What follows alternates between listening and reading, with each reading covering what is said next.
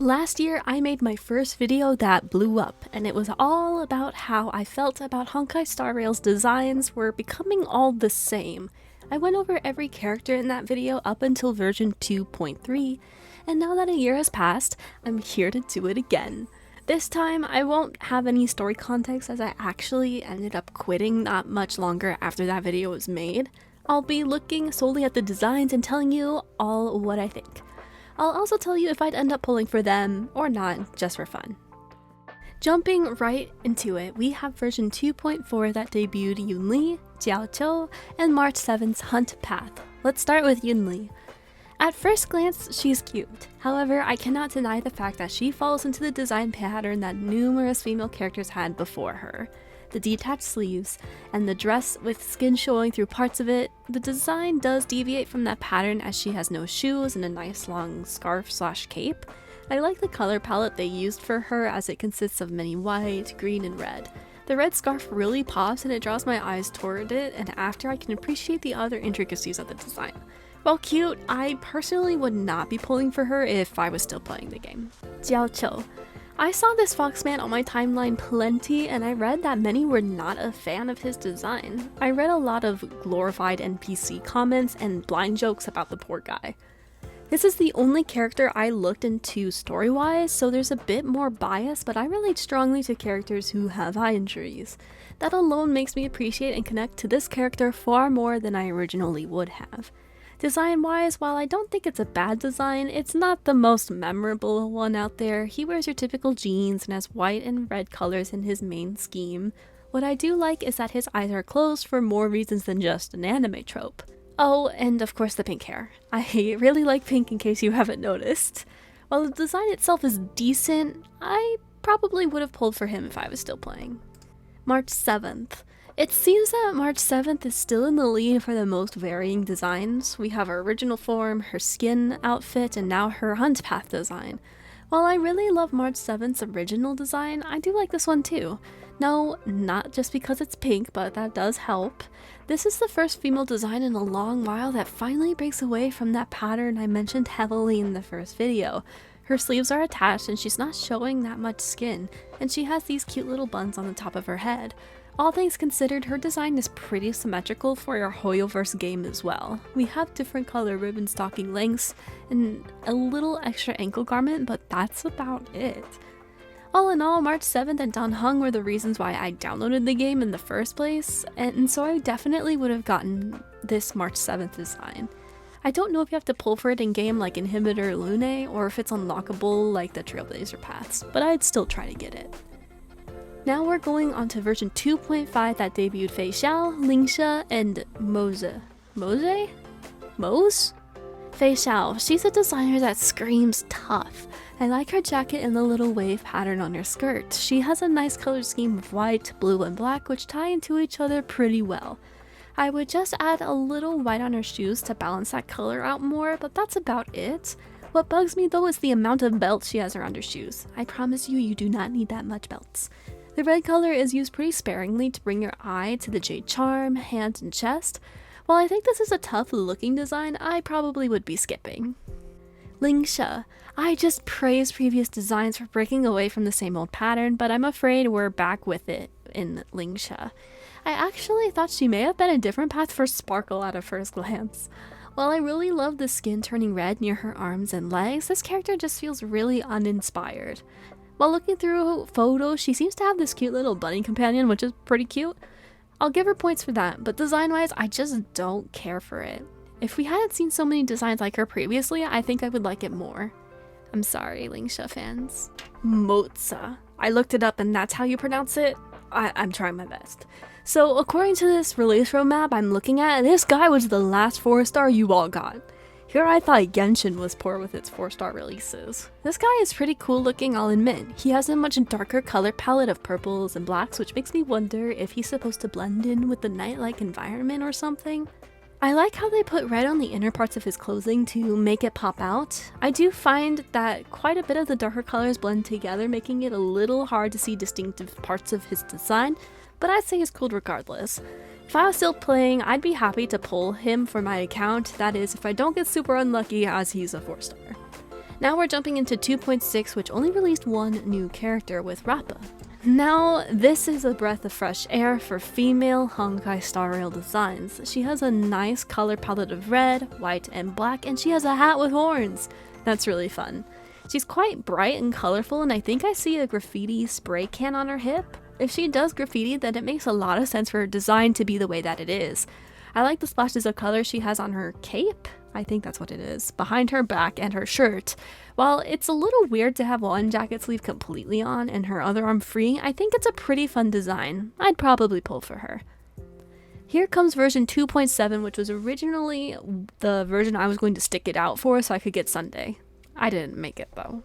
Sunday. I enjoyed Sunday quite a bit in Penacony until we got to the end, and I was hoping he would become playable, but I didn't expect for him was to get a new design, similar to how Scaramouche got a new design when he became Wanderer in Genshin Impact. This design relies on blue, white, and gold for the color palette, and I'm not as sure if I dig the placement of the colors too much.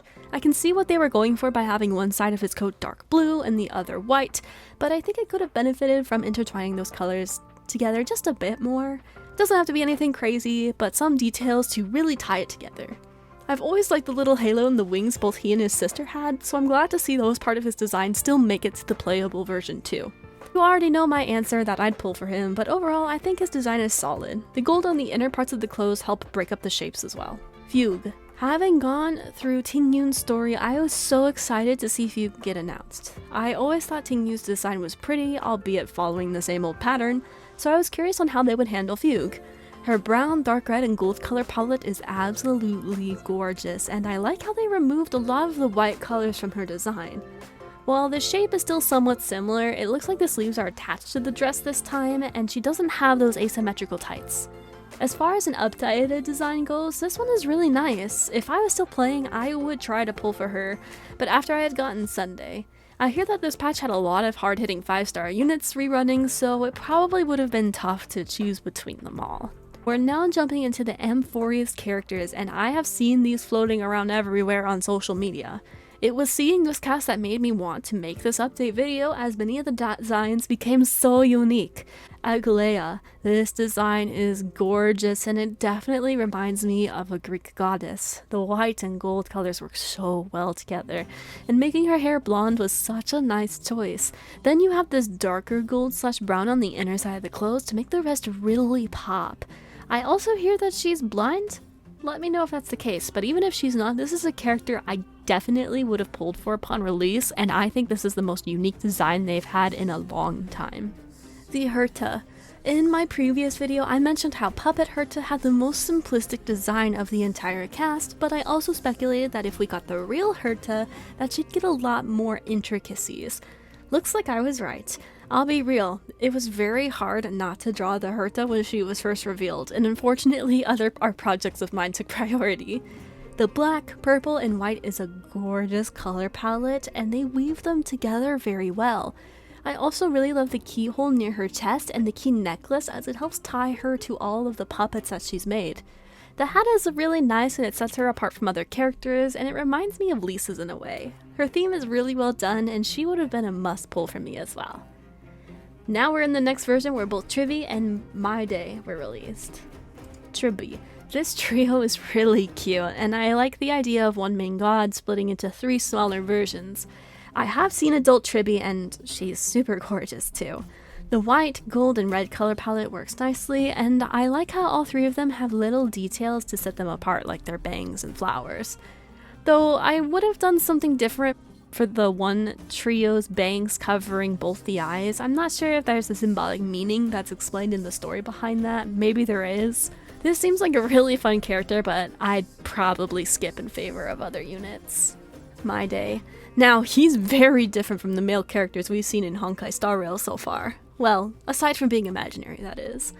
I love the red tattoos on his skin, and the color palette of red, black, and gold work nicely. I also like that he has armor on his legs. Makes me wonder if he has a weakness there, since his entire chest is exposed with no issues. If I was still playing, there's a good chance I would have pulled for him. Okay.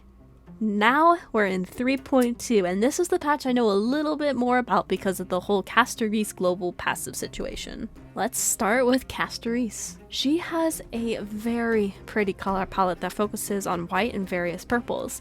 I love the little butterflies, but even more, I love the bone theming she has too. Her chest has those little bone lines, and the way her hair is ribbed is such a nice detail to add to her death theme, and I like how the butterflies and flowers contrast that theme.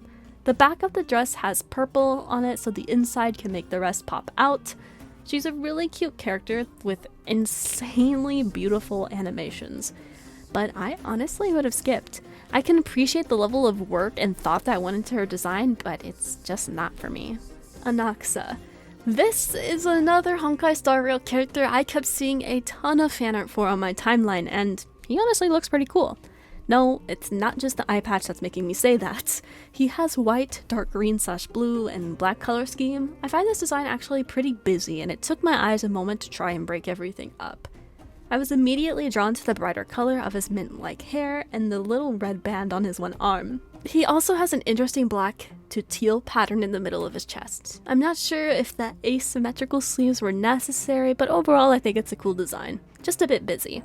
I'd probably pull for him if I was still playing. Let's now go to the latest version as of writing the script, version 3.3. Cypher. My eyes are first drawn to the armor on her legs, which are pretty intricate. It looks like we have a color scheme of black, gold, and white for the most part, and she must be a cat of some sort with the ears and tail. Or not. Hoyoverse likes to tease us with characters that have ears but aren't really part animal, but I'm confident that this one is indeed an actual cat. Let me know if I'm right. The hints of blue throughout really help tie the outfit together, but there is one part of Cypher's design that bothers me. It looks like the designers intended for her to have a swimsuit-like outfit, but then they gave her these weird shorts. It looks like to me that they ran into a censorship issue, and that's why she has them. I'm not a fan of this style in the first place, but it definitely looks odd to have that cover up there. I probably wouldn't pull for Cypher, but I like cats, so I could probably be persuaded. Hyacinth. Fat fuck. I must pay my respects to this character for bringing that amazing meme to life. Many people on the internet pointed out that she looks a lot like Barbara from Genshin Impact, and yeah, I can see that. I actually really like Barbara's design, but somehow they made that concept even better with Hyacinth. The red, white, and gold work so well here, and I love that she has the little Ika plushie on her waist. I think that's the name of the unicorn thing. I also like that the majority of the outfit is actually symmetrical. I know asymmetry is one of Hoyoverse's trademarks at this point, but it's really nice to see an outfit that is balanced like this. Overall, she's super cute, and I'd pull for the unicorn alone. Though this is the end of the released versions while writing this, I think it's only fair that I included Finon as well. He's cool, and I'm finding that I like a lot of the Amphoria's characters in terms of design. He utilizes black and white the most with hints of gold and dark blue. I noticed that he has a sun symbol on the back of his neck, and it invokes curiosity as to what that might entail. I hear that during his animations he has a different form and whatnot too. I think I'd probably end up pulling for Finon if I was still playing. There you have it. The updated thoughts on all of the HSR characters. I'm really happy with the directions these character designs are taking. I really disliked how so many cool characters had the same outfit slapped onto them in the past, but I'm happy to see them get more creative, especially with the female designs. Aglaia is easily my new favorite out of all of them today. As an artist, I still find myself wanting to draw quite a few of these characters even though I don't engage with its community or game anymore. Thank you so much for watching, and if you're curious about my older video, you can watch that next. Just keep in mind that it's a year old, so the quality might not be the best. I also have plenty of other gacha related videos you can watch too if that's your jam. I hope to see you again.